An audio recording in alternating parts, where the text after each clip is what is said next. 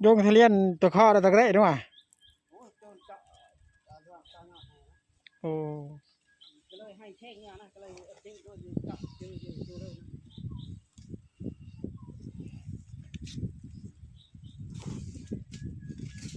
นะเอากล้องรูปกันปุ๊บไป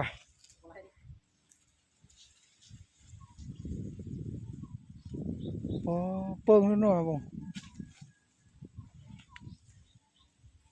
เอาได้ชิ้นน้อยแต่ไปเลย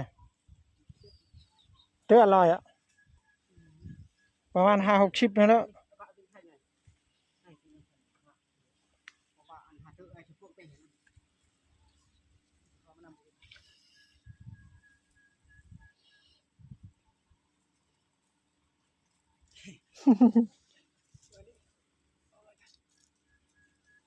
พอตาดอ